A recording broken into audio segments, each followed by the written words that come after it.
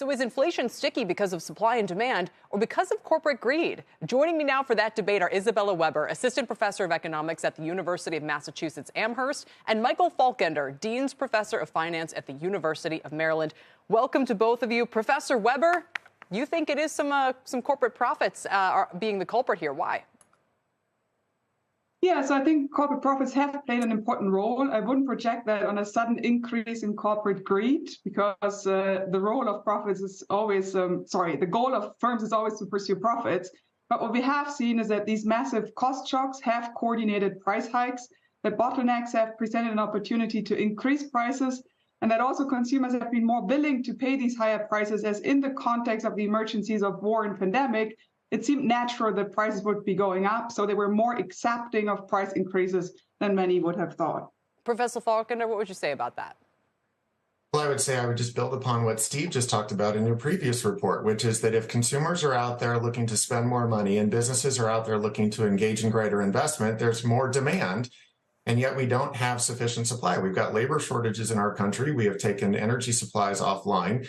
And so when you've got excess demand and insufficient supply, you're going to have an outcome where prices go up. Now, corporate profits do rise, but that's an outcome. It is not a cause, right? So when prices go up and you have an inability to bring on additional supply, the producers are going to generate higher profits. But I think it's important we distinguish between what is the cause and what is just an outcome, because if we're going to make sure that things change, we need to go after the root causes. Professor Weber, what about the fact that people point to, they say, well, the corporate profits have been increasing for, 10, 20, 30 years time, or, they go up and down in, business cycles, but they seem to be kind of like ever steadily marching higher? I mean, first of all, we have seen corporate profit margins reach levels that we haven't seen since the aftermath of World War II. So this is quite extraordinary. We have also seen profit margins in terms of their share in unit price that are around 34%, which is much higher than anything that we have seen in previous decades, including the 1970s when we had very high inflation. And this is according to reporting from the Wall Street Journal as of today. To the point of whether this is demand driven, I mean, on your show, actually, at CNBC, you have been talking about shrinkflation, right?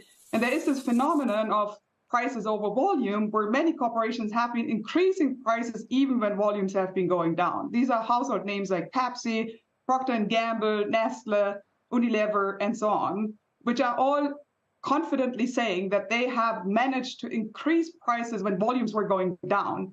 If prices were going up due to demand, I would expect that volume is going up and not down. So clearly, what corporate leaders are saying on the earnings calls, that they can take pricing and that they have more pricing power than they thought they would, is something that we should be taking seriously, and that is playing a role in explaining the return of inflation. What would you build on that, Professor Faulkender? I mean, do you think we should see volumes rising with prices if this is demand-driven inflation? It depends upon whether it's simultaneous with a supply shortage, right? So if you've got an insufficient number and you've simultaneously got higher demand, then you're going to have lower volumes at higher prices.